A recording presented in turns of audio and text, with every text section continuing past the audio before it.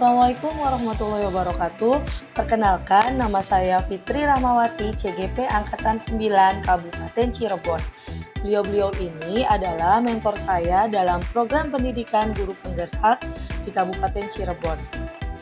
Yang pertama, fasilitator saya yaitu Linda Pindaswara MPD dan pengajar praktik saya Bapak Mas Nali SPD. Kali ini saya akan menjelaskan tentang koneksi antar materi modul 1.4 Budaya Positif. Budaya-budaya positif ini akan saya terapkan di tempat saya mengajar, yaitu di SMPN 2 Kaliwedi. Kesimpulan mengenai peran saya dalam menciptakan budaya positif di sekolah. Guru yang baik mampu mewujudkan budaya positif, yaitu dengan membuat atau menciptakan lingkungan yang positif, terdiri dari warga sekolah yang saling mendukung, saling belajar, dan saling bekerja sama untuk menciptakan kegiatan-kegiatan yang positif, sehingga karakter-karakter baik dapat terwujud. Saya akan mengulas kembali tentang budaya positif.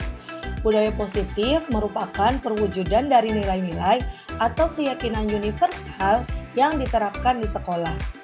Budaya positif dapat terwujud dengan menerapkan konsep-konsep inti seperti disiplin positif, motivasi perilaku manusia tentang hukuman dan penghargaan, posisi kontrol, restitusi, keyakinan sekolah atau keyakinan kelas, dan yang terakhir yaitu segitiga restitusi. Dan keterkaitannya dengan materi sebelumnya yaitu Filosofi Pendidikan Nasional Ki Hajar Dewantara, nilai dan peran guru penggerak, dan yang terakhir yaitu visi guru penggerak. Keterkaitan antar materi. Dari modul 1.1 tentang Filosofi Ki Hajar Dewantara, modul 1.2 nilai dan peran guru penggerak, modul 1.3 yaitu visi guru penggerak sangat berkaitan erat untuk mewujudkan budaya positif di sekolah. Tujuan akhir dari pembelajaran modul 1.1, 1.2, 1.3, dan 1.4 adalah mewujudkan anak yang berkarakter profil pelajar Pancasila. Kita ulas kembali tentang filosofi pemikiran Ki Hajar Dewantara. Yang pertama, menurut Ki Hajar Dewantara, pendidikan adalah proses menuntut murid sesuai dengan kodrat yang dimiliki, yaitu kodrat alam dan kodrat zaman. Yang kedua yaitu guru ibaratkan petani, murid ibaratkan benih, dan sekolah ibarat lahan atau tanah. Yang ketiga yaitu pendidikan berpihak pada murid atau menghamba pada murid. Dalam hal ini, kita sebagai guru mampu memfasilitasi kebutuhan yang dibutuhkan oleh murid. Peran dan nilai guru penggerak sangatlah penting untuk mewujudkan budaya positif yang ada di sekolah. Nilai-nilai guru penggerak yang harus dimiliki yaitu berpihak pada murid, mandiri, inovatif, kolaboratif, dan reflektif. Sedangkan peran guru penggerak yang harus dimiliki yaitu mewujudkan kepemimpinan murid, mendorong kolaborasi antar guru, menjadi coach guru lain, menggerakkan komunitas praktisi, dan yang terakhir yaitu menjadi pemimpin pembelajaran. Selanjutnya yaitu visi guru penggerak. Dalam mewujudkan perubahan, diperlukan visi yang sesuai dengan kebutuhan sekolah. Dengan pendekatan inquiry apresiatif atau IA pada tahapan bagja, diharapkan dapat mewujudkan visi guru penggerak. Berdasarkan penerapan tahapan bagja dengan pendekatan IA, dapat memunculkan kegiatan-kegiatan atau pembiasaan positif yang kita kenal dengan disiplin positif. Nilai dan peran guru penggerak sangat diperlukan untuk menerapkan disiplin positif dalam mewujudkan visi guru penggerak dan tujuan pendidikan nasional yang sejalan dengan filosofi Ki Hajar Dewantara, yaitu pendidikan bersifat menuntun murid sesuai dengan kodrat yang dimiliki sesuai dengan profil pelajar Pancasila. Refleksi pemahaman atas keseluruhan materi modul budaya positif. Sejauh mana pemahaman Anda tentang konsep-konsep inti yang telah Anda pelajari di modul ini, yaitu disiplin positif, teori kontrol, teori motivasi, hukuman, dan penghargaan, posisi kontrol guru, kebutuhan dasar manusia, keyakinan kelas, dan segitiga restitusi. Adakah hal-hal yang menarik untuk Anda dan luar dugaan? Yang pertama adalah disiplin positif. Disiplin positif adalah penerapan disiplin yang mengajarkan anak untuk bertanggung jawab dan menumbuhkan kesadaran diri berdasarkan nilai-nilai kebajikan universal.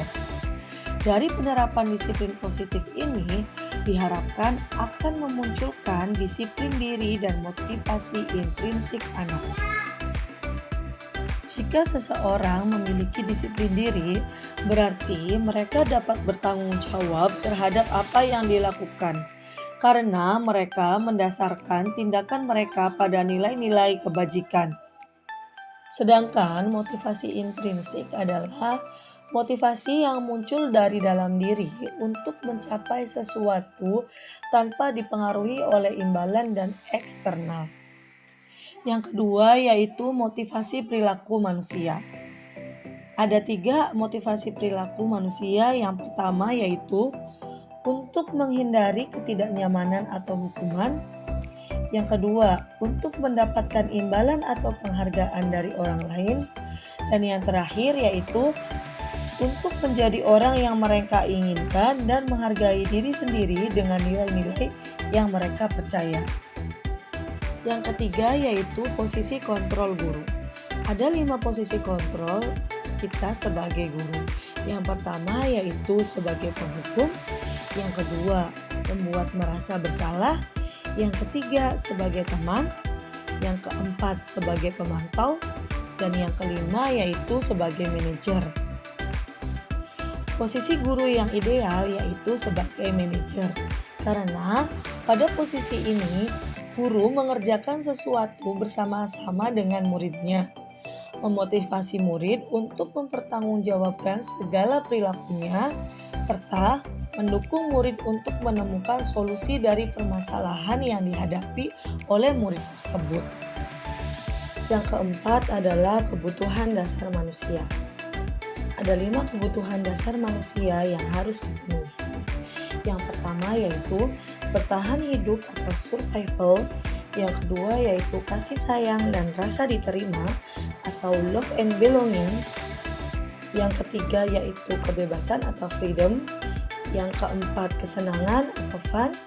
Dan yang terakhir yaitu penguasaan atau power. Yang kelima yaitu keyakinan sekolah atau keyakinan kelas. Nilai-nilai kebajikan yang disepakati secara tersirat dan tersurat terlepas dari latar belakang, suku, bahasa, maupun agama. Seseorang akan lebih semangat dan tergerak untuk menjalankan keyakinannya daripada sekedar mengikuti serangkaian peraturan tertulis tanpa makna. Yang keenam yaitu segitiga restitusi. Salah satu cara menanamkan disiplin positif pada murid yaitu dengan melaksanakan segitiga restitusi. Restitusi juga membantu murid menjadi lebih memiliki tujuan, disiplin positif, dan memulihkan dirinya ketika berbuat salah. Langkah-langkah dari segitiga restitusi yaitu yang pertama, menstabilkan identitas, yang kedua, validasi tindakan yang salah, dan yang ketiga yaitu menanyakan keyakinan. Hal yang menarik dan di luar dugaan dalam mempelajari modul 1.4 ini adalah ketika mempelajari modul tentang hukuman dan penghargaan. Ada kata-kata yang menarik bagi saya, yaitu dihukum oleh penghargaan. Ternyata reward sudah tidak sesuai diterapkan pada saat ini. Dengan penghargaan, itu dapat merusak hubungan.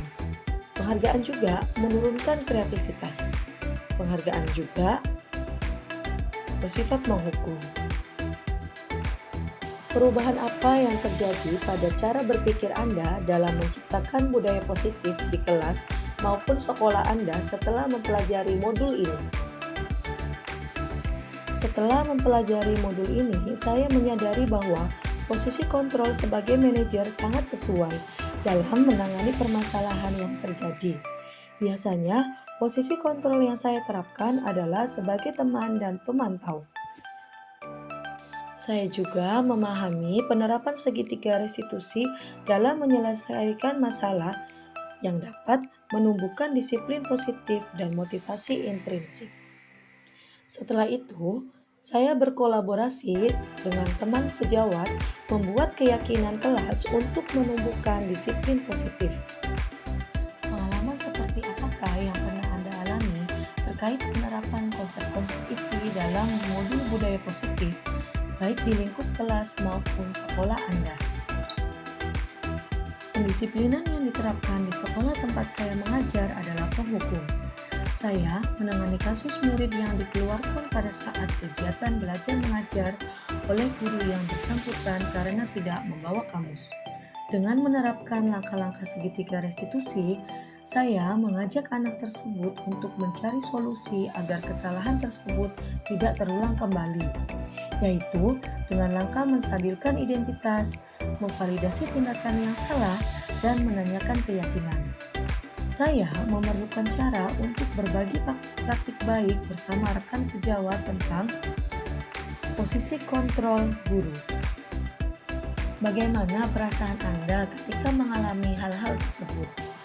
Perasaan saya ketika mengalami hal tersebut merasa tertantang dan bersemangat untuk mengajak rekan sejawat dalam penerapan disiplin positif dan mengubah pola pikir teman-teman tentang posisi kontrol yang ideal dalam menangani permasalahan, yaitu sebagai manajer. Dengan penerapan segitiga restitusi, saya yakin rekan sejawat akan tergugah ketika saya menerapkan disiplin positif dimulai dari disiplin diri. Menurut Anda terkait pengalaman dalam penerapan konsep-konsep tersebut, hal apa sajakah yang sudah baik? Adakah yang perlu diperbaiki? Menurut saya, hal baik yang sudah ada di lingkungan kelas dan sekolah yaitu disiplin positif, keyakinan kelas, dan nilai-nilai kebajikan yang berpihak pada murid. Hal yang harus diperbaiki adalah posisi kontrol yang ideal digunakan ketika murid melakukan kesalahan belum merata dan harus disosialisasikan kepada rekan sejawat. Sebelum mempelajari modul ini, ketika berinteraksi dengan murid, berdasarkan 5 posisi kontrol, posisi manakah yang paling sering Anda pakai? Dan bagaimana perasaan Anda saat itu? Setelah mempelajari modul ini, posisi apa yang Anda pakai? Dan bagaimana perasaan Anda sekarang? Apa perbedaannya?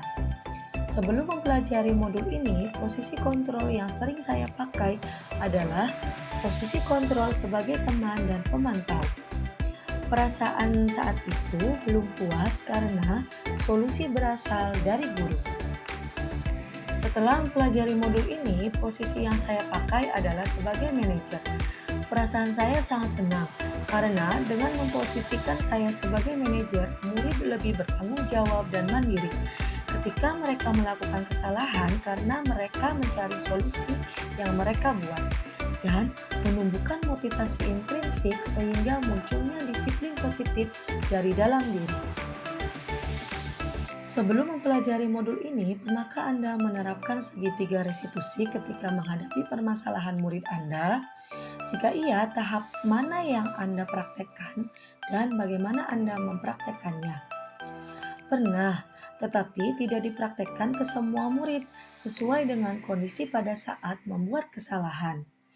Tahap yang saya praktikkan adalah menstabilkan identitas dan menanyakan keyakinan. Dengan kalimat di bawah ini, setiap orang pernah berbuat salah. Sekarang kita sama-sama memperbaiki masalah yang sudah dibuat. Menurut kamu, apa yang kamu lakukan benar?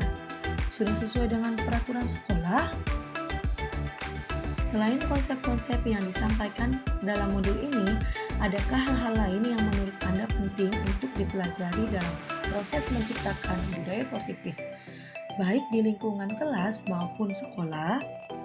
Menurut saya, hal yang penting dalam proses menciptakan budaya positif di sekolah yaitu kesamaan tujuan dan pola pikir seluruh warga sekolah untuk menciptakan hal tersebut. Karena dalam menciptakan budaya positif dibutuhkan kolaborasi bersama murid, rekan sejawat, dan warga sekolah lainnya. Terima kasih, semoga bermanfaat. Salam guru penggerak, tergerak, bergerak, menggerakkan.